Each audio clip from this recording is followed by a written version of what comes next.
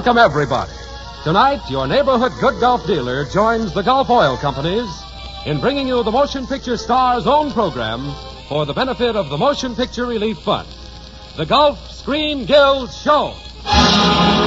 With Dick Powell, Tyrone Power, Rosalind Russell, Gene Herschel, George Murphy, Lionel Stander, and Marie Wilson, Oscar Bradley and his orchestra, and your master of ceremonies for tonight, Reginald Gardner.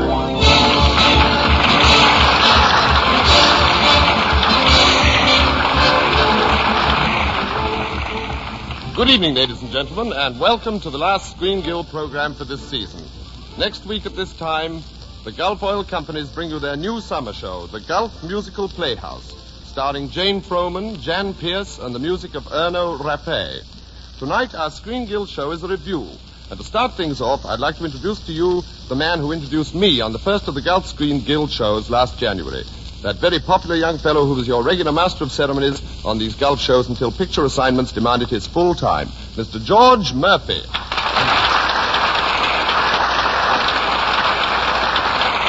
Thank you, Reggie. And I'd like to say that it's great to be back. You know, George, it's quite a coincidence that we were both on the very first Screen Guild show, and here we are again on the final one. That ought to prove something. Well, it does. What? A criminal always returns to the scene of his crime. Well, you ought to know. Yes, we both ought to know. You remember that imitation you gave of a train arguing with the rails? That thing that went like this, that No, you're mixed up. When the train argues with the rails it's running on, it sounds like this. Diddle-a-da, diddle-a-da, diddle-a-dee, diddle-a-da, diddle-a-da. Did you know that? Yes, and then when the other rails cross its tracks, it sounds like this. Diddle-a-da, diddle-a-da, diddle-a-dee, diddle-a-dee, diddle-a-dee. Well, that's right. But it couldn't have been a very good imitation, because in the middle of it, half the audience was sound asleep. On the contrary, it proves how good it was. That train happened to be a Pullman.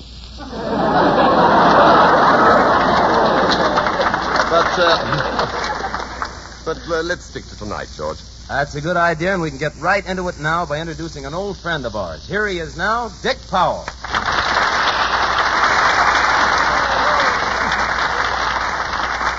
Thank you, George. Thank you. And hello, Reggie. Reggie, George and I have cooked up a little song for tonight. It's sort of an American song and double talk. But to make you feel at home, we'll do it as a couple of English music hall comics. From merry old England? That's right. Maybe you can help us make it authentic. We'd like to do it as if it were coming over the English wireless. Suppose you be the announcer and introduce us, and then we'll come on and do a couple of screamingly funny jokes. How about it? Okay. Are you there, ladies and gentlemen?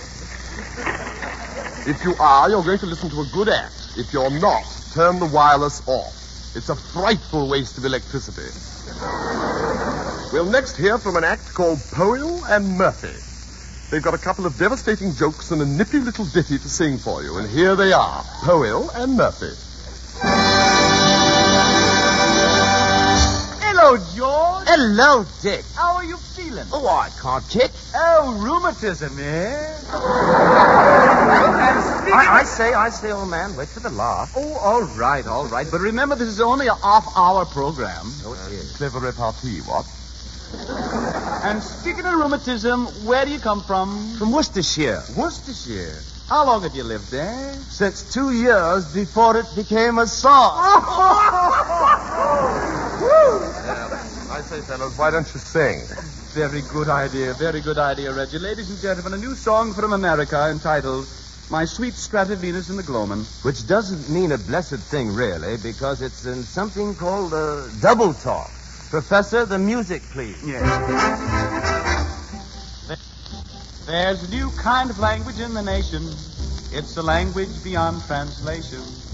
Don't ask the meaning, nobody knows. Here's the way this double talk goes. When I meet McCann's of France on a soda, if you ate it, a rip, snort, riding to how goes it corner phrase. The moon shines bright on my old Kentucky home, and my sweet Stratovenus in the gloam. And I whisper franzicans to a girl if ordinary, then she steps so lightly to a really never stare. The moon shines bright, even brighter than before, and my sweet Stratovenus in the gloaming.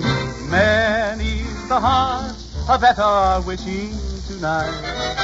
A wishing to hear just an echo. You. Or to meet McCann's of France on a soda if you ate it. And a rip snort riding to how goes a coin of phrase.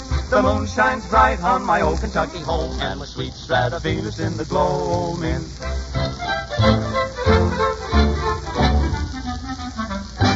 I was going by the start, hops and arps and accidental, and an old friend, how's your auntie, by the 2 o'clock? The moon shines bright on my old Kentucky home, and the sweet Stratovenus in the gloaming. I was preaching on the creed and the 8-ball for a penny. But switch, not horoscope, you've got to add it up. The moon shines bright on my old Kentucky home, And the sweet Stratovenus in the gloaming. Many brave fish are asleep in the deep, waiting for college vacation. Gulp. If you want to learn the song, we'll be happy to explain it. It's a cinch, crinch, gotta see your mama on the snag. The moral is, if you can, you got to friend. And the sweet Stratovenus in the gloaming.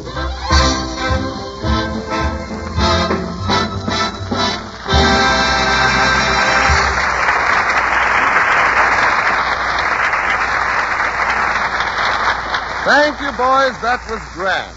And now, ladies and gentlemen... Oh, by the way, Oscar, I noticed you're conducting the orchestra with your left hand. You're not a lefty. Oh, I injured my right hand yesterday helping my wife pack her 37 trunks for our vacation. 37 trunks? My word. Oh, wait, just a minute. Some of those trunks must be Oscar's, aren't they, Oscar? No, John Conte, they were all hers. Personally, I just travel in a suitcase. Well, isn't that awfully convenient, Oscar? Oh, no. Not since my wife punched some air holes in it. Oh, I see. Well, then your vacation is settled. It's practically in the bag. But most families are just beginning to talk about their vacation trips, and one subject that's pretty sure to come up is why not drive to the New York World's Fair? It's a good idea, too, because all the new roads make it easy to drive to New York from any part of the country. And here's a practical suggestion.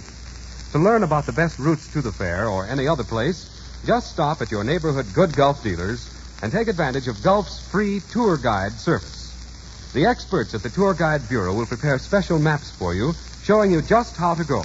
You'll get the very latest information about road conditions, not only in your own state, but wherever you intend to travel. If you want, the Gulf Tour Guide Bureau will plan interesting side trips, too, so that you and your family can stop off and see various sections of the country. It's fun to plan trips when you use Gulf's tour guide service, and it doesn't cost a single penny either. Gulf pays the postage on the maps right to your home. So if your family is considering a trip to the World's Fair or anywhere else, be sure to see your Good Gulf dealer. Lots of people are going to the fair, of course, but there are lots of roads to carry them, and the free Gulf tour guide service will tell you which to take. Tomorrow, ask your Good Gulf dealer about tour guide service to the World's Fair.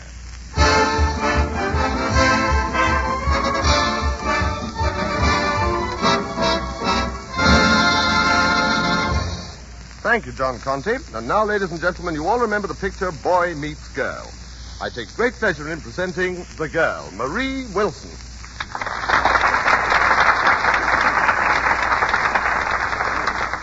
Thank you. I'm happy to be here tonight because I've been looking forward to being here for so long. Where am I? Have you ever heard the Screen Guild program? Oh, yes, many times. But I won't be able to hear it today. My radio's broken. Well, I see, but don't let this be too much of a shock to you, Marie, but you're on the Screen Guild show right now. Oh, no wonder I'm so happy to be here. You know, Mr. Gardner, my dream man's on this show. Oh, really? Who is it? Tyrone Power? No, guess again. Lionel Stander? Guess again. George Murphy? Guess again. Dick Powell? Guess again. But that's all there are on the program. Is your dream man any one of them? That's right, any one of them. But, Marie, there must be one special one. Well, yes, there is. That handsome glamour boy. Oh, I know who you mean. You guessed it. Lionel Stander. Lionel Stander? Fine glamour boy. Yes, isn't he cute? You know, doesn't his face sort of remind you of a song? Yes, those funny old hills. Well, you can joke if you want to, but a lot of artists tried to capture its beauty. And it wasn't until last year when one artist, caught his face. He must have caught it in a concrete mixer. You don't have to take my word for it, because here he is. Lionel, stand up. Listen, pal. Listen, I heard what you said about me. Why, the last time I saw a face like yours, I had to pay a dime. And look at that side view. Why, I could rip a piece of paper and get a better profile. Well, you may not like my face, but let me tell you this, my charming friend. I have something that draws women to me. Ain't it heavy for you to carry around a grappling hook? I hate to stand here and dim you in the glare of my masculine pulchritude.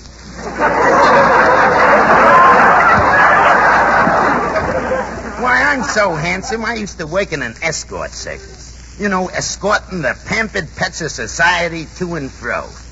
Or fro and to, they had a choice. For a slight hourly consideration, of course. I've heard of those professional escorts, sort of Romeos with built-in taximeters. We used to get calls to take out all kinds of beauties. Dark-haired, golden-haired, and flaxen-haired. But I always took out the same kind. What was that? Wire-haired. Well, I think I can promise you better luck tonight, Lionel. There's a golden-haired beauty here that's anxious to meet you. Not for me, pal. I'm a woman hater. Not really. Yes, sir. Why, do you know, 15 years ago, I made up my mind to ignore the next woman who made a play for me. And I will, too. Well, that's too bad, Lionel, because here's a little girl who's crazy about you, and she's beautiful, too. Forget it, pal. Beauty in female form don't interest me. Oh, then you'll like me, Mr. Standard. I'm the brainy type. Everybody says I'm a mental case. Scram, babe, I ain't in a cuddly mood. Besides, if there's anything in your head that resembles brains, it's purely coincidental. Just a minute, you big palooka. You can't talk to her in that tone of voice. Why not? It frightens me.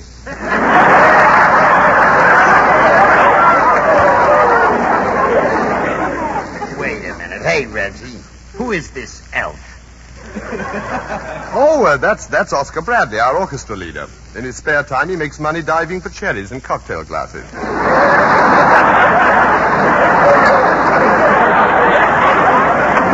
Look here, Oscar, if you ever want to go in a sideshow, I can get you a job as a half man, half nothing. Oh, Mr. Bradley, I want to thank you for coming to my aid. Oh, that's all right, Toots. But I have to pay my number now, and I'm going to dedicate it to you. Oh, thank you. Lionel, why can't you be like Oscar? I don't know. Maybe it's because they fed me when I was young. Oh, yes. Mr. Stander, I ought to haul off and give you a dirty look.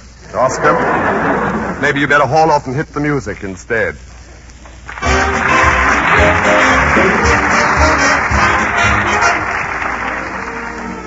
Oscar Bradley plays a medley of 2 hits from the new Cotton Club Review. What Goes Up Must Come Down, and Don't Worry About Me.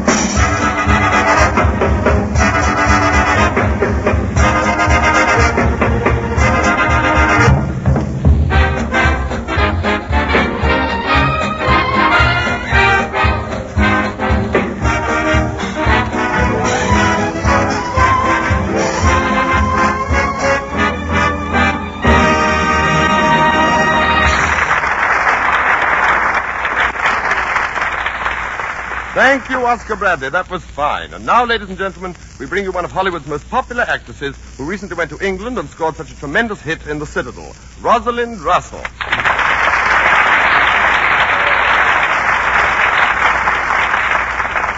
Thank you, Reginald. It's nice being on the show tonight. Thank you, Rosalind, and I hope you had an enjoyable stay while over in England. Did you like London? It's really a beautiful city when the fog lifts. Well, I wouldn't know. I was only there 8 months. Then you know the London fog. Slightly. I left my hotel window open one night, and when I got home, the room was so foggy, I had to go to bed by my sense of touch. It must have been awfully foggy. Oh, it was terrible. But I finally managed to lie down and pull the covers over me. And when I woke up in the morning, I found I was sleeping under the rug. Come now, Rosalind. I think you're exaggerating a bit. No fog is that thick. All I know is I was standing on a street corner one morning, swinging my arms to keep warm, and before I knew it, I swam halfway up the block. I even saw 3 sparrows drown in midair. As they say in California, very unusual. Yes, indeed. Oh, by the way, Reggie, is there an Indian reservation around here? No, Rosalind, I don't think so. Then what is that totem pole doing there? Where? Oh, that's Lionel Stander. Lionel? Oh, Lionel. This is Rosalind Russell. So what?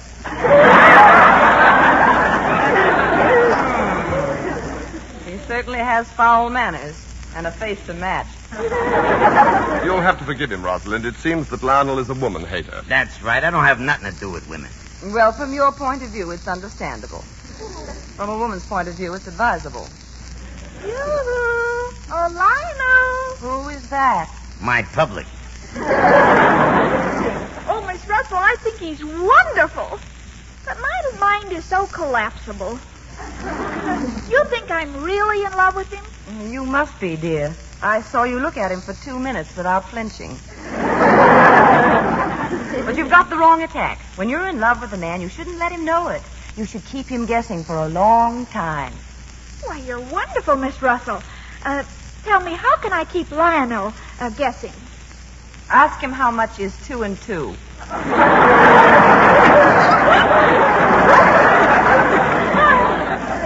Oh, Lionel. What do you want, babe?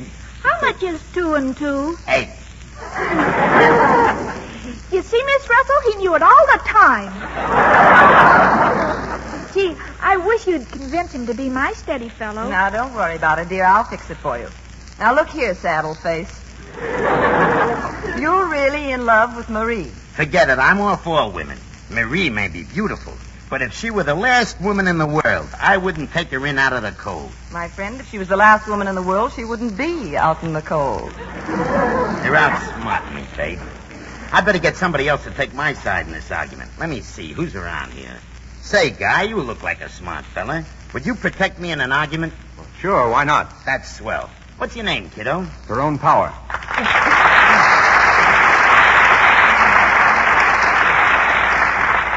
I should have known it was you. Say, Ty, I saw your picture of Jesse James the other night, and I thought it was great. Oh, thanks, Lionel. You know, we had a lot of trouble making that last scene where the bandit snuck up behind me and was supposed to shoot me in the shoulder. That's the part that made me mad. I didn't like it when you got shot in the end. No, neither did I. But it was my own fault for standing up on a chair. Take my advice, pal. The next time you play that kind of a role, make them give you a bulletproof vest with pants of the same construction. But I still think it was a swell picture and plenty exciting. Gee, I like gun shooting. Yeah, so do I. You know, I went to see it the other night, and the fight scene scared me stiff. The bandits had Jesse James surrounded. Guns were blazing, men were dropping like flies, and there I sat in the audience. My heart was pounding, and shells were whizzing past my ear. Wait a minute, pal. You were sitting in the audience, and shells were whizzing past your ear? Yeah, the guy in back of me was eating peanuts. Cheap audience, peanuts. I draw the English walnut crowd.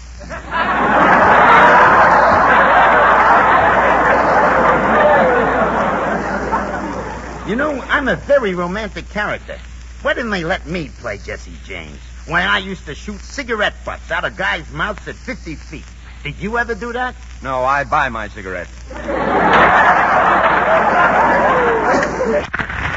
hello, Ty. Well, hello, Rosalind. What are you doing here? Oh, Lionel and I were playing catch with Marie Wilson. That's right, Mr. Power. I'm looking for a steady fellow, but Lionel won't have anything to do with me. You shouldn't have any trouble finding a fellow, Marie. I think you're wonderful. Oh, thanks, Mr. Power. Gee, if you only had Lionel's looks. Hey, pal, get me out of this mess, will you? Do my talking for me and tell her I ain't fit for man or beast. Tell her I'm a bum. Tell her I'm a tramp. You get the idea? Yeah, you want me to brag about you. Will you do it or not? And omit the flea-bitten humorous embellishments. Okay, I'll do it. Now, look, Marie, Lionel isn't your type. Now, just a minute, Ty. I'm representing Marie, so do your talking to me. Okay, Rosalind. Now, look, Marie doesn't want Lionel. Just look at him, that big, ugly, horrible hulk of a man. Confidentially, I'm repulsive. He's absolutely nauseating, aren't you, Lionel? Definitely. I don't care. I love him anyway. You mean you could actually love this ignoramus, this nincompoop, this Catastrophe. Thank you. This horrible catastrophe? Oh, ad-libbing, huh? Of course I love him. Well, you really are a lame brain. A lame brain, eh? Now, that's an insult, and you can't get away with it. Marie, slap Lionel's face. Okie dokie. Ow! How am I doing, Lionel? Okay, but I'm glad this argument ain't with Joe Louis. Well, maybe I shouldn't have called that nitwit a lame brain. Marie? Ow! Well, she is a little on the daffy side. Marie? She kicked me. Marie, why did you kick him? Oh, I just wanted to break the monotony. Well, there's no use killing my client. I take back the insults and apologize. Well, that's different. Marie, kiss Lionel. Now, wait a minute. Control yourself. No, don't. No, wait a minute. Come on, pucker up. How was that, Lionel? Stick to the insults. Nothing doing. I just became convinced that Marie is the only girl in the world for Now, you. wait, you can't No, do wait. that. Don't interrupt. I'm responsible for everything you do. No, Rosalind. When I look into your eyes, I can feel Lionel's pulse beating faster for Marie. Ah, Tyrone. When you talk like that, I get an insane desire to take Lionel into Marie's arms and kiss him with all her heart. The time has come for the culmination of our great love. Rosalind, will Marie marry Lionel? What a pal. If I was sure they'd bury him, I'd kill myself. Gee, this is the first time I've ever been proposed to. I wonder if I'll accept. Well, Rosalind? It's a very serious problem for Marie, and I must take time to think it over. She accepts. Miss Russell, I have a surprise for you. I'm engaged. Accept my congratulations, too. How do you like that? I've been trapped by a 20th century fox. Well, let's go, Rosalind. We better hurry before the travel bureau closes. Hey, wait a minute. What do you and Miss Russell want with a travel bureau? What do you think? We've got to go someplace on your honeymoon. Oh.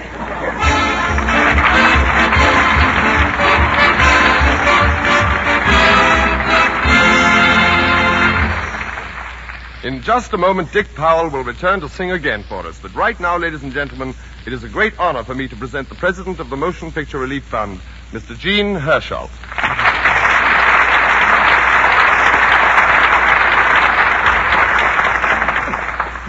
Thank you very much. Tonight, ladies and gentlemen, on behalf of the Motion Picture Relief Fund and the Screen Actors Guild, I'd like to thank the Gulf Oil Companies and the Good Gulf Dealers of America for sponsoring this series of programs. And I want to thank the artists who so unselfishly have given up their time for the fine performances they've contributed. As you know, the proceeds of this program go not to the famous stars who have appeared on it, but to a special fund to be used in building a home for those members of the motion picture industry who are no longer able to provide for themselves. Now, at the end of our first season, the fund for this purpose is well begun, and the ultimate success of the project is already in sight. For that reason, we are all specially grateful for the way in which you listeners have received our efforts. So to you, as well as to the Gulf Oil Companies, we'd like to extend our sincere gratitude, because it's your interest and your loyalty that has made such an outstanding success of the Gulf Screen Guild programs. Once more, may I say thank you.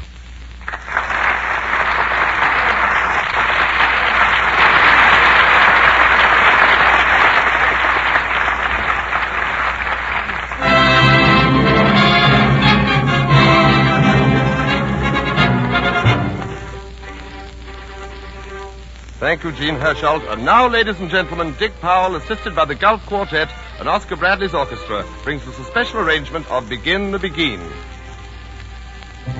When they begin the begin, it brings back the sound of music so tender. It brings back a night of tropical splendor. It brings back a memory evergreen. Oh, play the begin. I'm with you once more under the stars, singing and dancing. And down by the shore an orchestra's playing. And even the palms seem to be swaying when they begin to begin. My body's soft around us. To live it again is past all endeavor, except when that tune clutches my heart. And there we are, swearing to love forever, and promising never, never to part. What moments divine, what rapture serene, till clouds came along to disperse the joys we had tasted. And now when I hear people curse the chance that was wasted, I know but too well what they mean.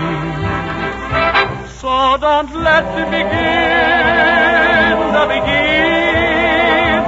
Let the love that was once a fire remain an ember. Let it sleep like the dead desire I only remember. When they begin.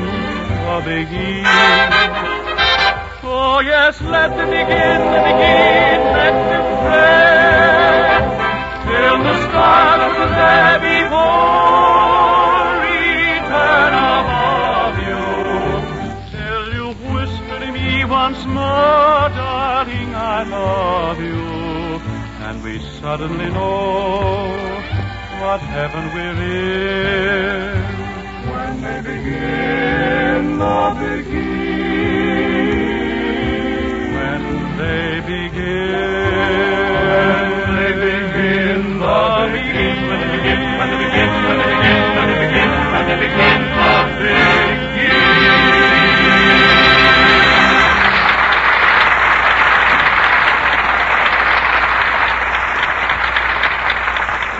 Thank you, Dick Powell, Rosalind Russell, Marie Wilson, Tyrone Power, George Murphy, and Lionel Stander for a swell show. Ladies and gentlemen, good night.